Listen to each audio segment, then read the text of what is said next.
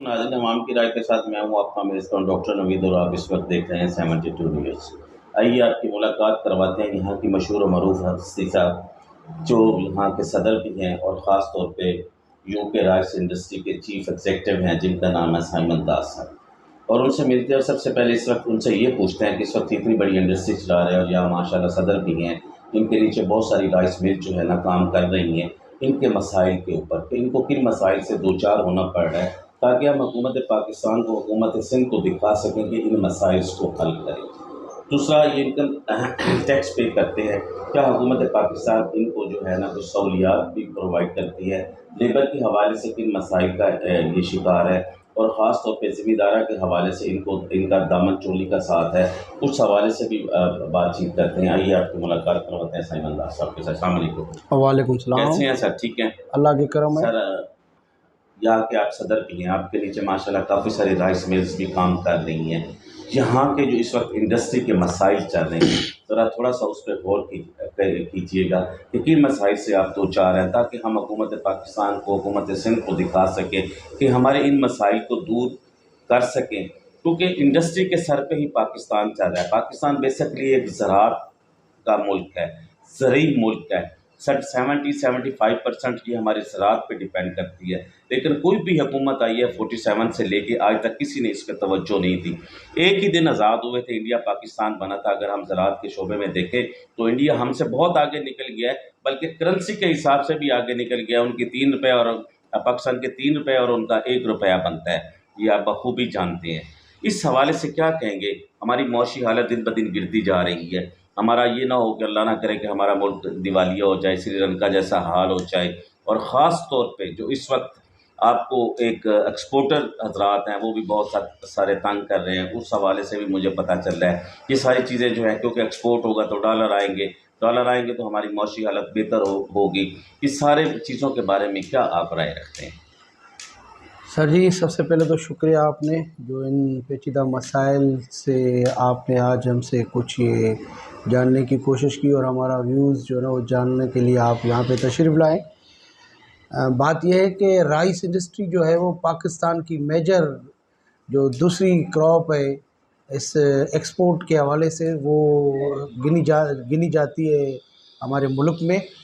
और राइस जो है ना वो मेजर जो सेकंड नंबर जो एक्सपोर्ट होती है पाकिस्तान में कपास के बाद वो राइस है।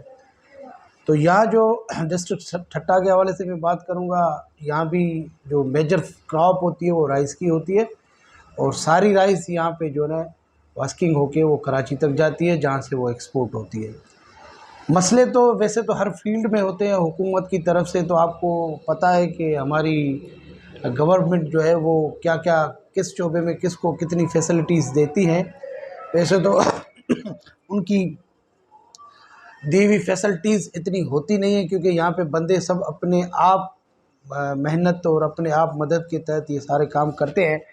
फिर भी जो इस फील्ड से जो मसाइल जुड़े हुए हैं वो मैं ज़रूर बताऊंगा। सबसे बड़ा जो यहाँ पे इशू है वो है लाइट का, यानी जो एनर्जी जो है वो बिल्कुल ही यहाँ ऐसे समझे कि ना होने के बराबर है। फीडर हम लेते हैं, जैसे हमने फीडर लिया हुआ है उसमें से भी गवर्नमेंट कोई रिलीफ नहीं देती है। हम अपने पैसे लगा के वो फीडर लेते हैं, उसमें भी हमें उनके ऊपर जो दफ्तर या गैर दफ्तर या सरकारी या गैर सरकारी जो भी आप उनको नाम दें, वो सारा कुछ करके जब हम मेहनत करके पैसे लगा के वो जब हम अपना वो फीडर एक्सप्रेस फीडर लगाते हैं उसमें भी ऐसी कोई फैसिलिटी वो नहीं देती है जो गवर्नमेंट की तरफ से हमें दी जाए। उसके अलावा जो दूसरा बड़ा हमारे पास इशू है, ये जो हमारी जो राइस यहाँ पे जो पेडी होती है जिसको हम मुंजी भी कहते हैं, सिंधी में सारी भी कहते हैं, वो पूरी जो यहाँ पे क्रॉप आती है उसका जो टाइम पीरियड होता है वो एक्चुअली यहाँ पे सीज़न जो होता है यहाँ क्लाइमेट जो होता है उस हिसाब से होता है टोटल 2 मंथ है। 2 मंथ की ये क्रॉप है जो पूरी हमारे मिल्स में आती है और हम जो है ना वो आगे पूरा साल उसको स्लो स्लो जैसे हमारी मशीन की कैपेसिटी है वो निकाल के कराची तक उनको पहुंचाते हैं। अब इन 2 मंथ में जो ये क्रॉप हमारे पास ज़ाहिर आती है पूरे डिस्ट्रिक्ट की जितनी मतलब जो वहाँ फैक्ट्रीज़ है जो भी वाफर मिकदार में है, लेकिन उनका जो प्रेशर आता है वो पूरा प्रेशर आता है पेमेंट का। वो जो बैंक हमें फिनांस करती है वो पूरा प्रेशर हम उसको जो है ना वो कवर करते हैं। लेकिन स्टेट बैंक को बारहा दफ़ा हमने ये याद दहानी कराई है कि इस क्रॉप के लिए इस हमें जो है ना वो इंटरेस्ट रेट में हमें कुछ कमी की जाए, कुछ रिलीफ दिया जाए। जैसे एक्सपोर्टर्स को आप जो रिलीफ देते हैं 6 से 7% है उनका मेरा हाँ, ख्याल तो में। वो नहीं, वो 3 भी है, 4 भी है, वो उनकी कैपेसिटी और उनकी रनिंग के हिसाब से होती है, एक्सपोर्ट के हिसाब से उनको रेट लेते हैं। लेकिन यहाँ पे गवर्नमेंट हमें 1% का भी वो रिलीफ देने को तैयार नहीं आपके है। तो मेरे ख्याल 12 से 13% है। तकरीबन अभी जो है वो 14 है। तो तकरीबन हम जो है ना इसमें इतना वो इंटरेस्ट रेट भर जाते हैं कि हम खुद परेशान हो जाते हैं, हम कैसे सर्वाइव करें। सर्वाइव करना, एक तो एनर्जी पावर, दूसरा अपना इंटरेस्ट रेट इतना है, उसमें में हमें जो है ना वो बड़ा नुकसान होता है। इसके अलावा जो तीसरा जो बड़ा मसला है वो, अगर हम फैक्ट्रीज चलाते हैं, एनर्जी नहीं होती है तो लेबर की बेरोज़गारी का इशू आता है उन बेचारों का। क्योंकि फैक्ट्री चलेगी तो एनर्जी होगी, तो फैक्ट्री चलेगी, फैक्ट्री चलेगी तो उनका रोज़गार मिलेगा। उनको भी हम बर वक्त रोज़गार भी नहीं दे सकते और बर वक्त उनकी अदायगी भी नहीं कर सकते। तो ये 3 बड़े इश्यूज़ हैं। इनके अलावा जो टैक्स के मध्य में हमारे पास इशू आते हैं, जैसे एफबीआर है, और लाइट के बिलों में तकरीबन 14 किस्म के टैक्स लगाए जाते हैं। तो सबसे बड़ा फ्यूल प्राइस एडजस्टमेंट जो अब शुरू की हुआ है। फ्यूल प्राइस है। अभी दूसरा एक इशू उन्होंने गवर्नमेंट की तरफ से हमारी फैक्ट्रीज पे आए कि लोड चार्जेस, ऐसा जो ऐसे होता था पिछली दफ़ा, मतलब पहले ही ऐसा उसका सिस्टम है कि अगर हमारा लोड 100 होता है तो हम जब फैक्ट्री चलाते हैं, जब हमारी मशीन चलती है तो उस पर वो लोड चार्ज होता है। लेकिन इस दफ़ा ये सिस्टम, ये पॉलिसी बनाई गई है कि आपकी फैक्ट्री चले या ना चले, हमें लोड के पैसे लेने हैं।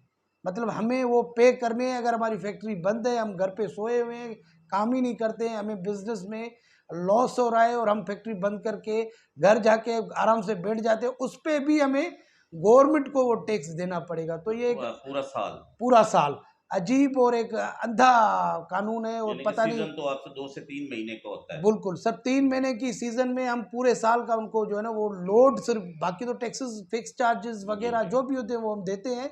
लेकिन अब ये नया कानून मुतारफ़ करा गया, नई पॉलिसी बनाई गई है, जो इसका समझो कि ये कत्ल, जो थोड़ी बहुत इंडस्ट्री चल रही है उसका भी ये कत्ल आम शुरू हो चुका है। मौशी कत्ल बिल्कुल ये मुआशी कत्ल ही कहलाएगा, क्योंकि अब इंडस्ट्री बंद होगी, ज़ाहिर है बेरोज़गारी बढ़ेगी और एक्सपोर्ट कम होगी, ये सारे फिर मुआशी कत्ल आम में ही शामिल होते हैं। क्राइम में इजाफा होगा। जी जी अब बिल्कुल देखें, सर। वहाँ टेक्सटाइल बंद हो गई कराची में, आपने देखा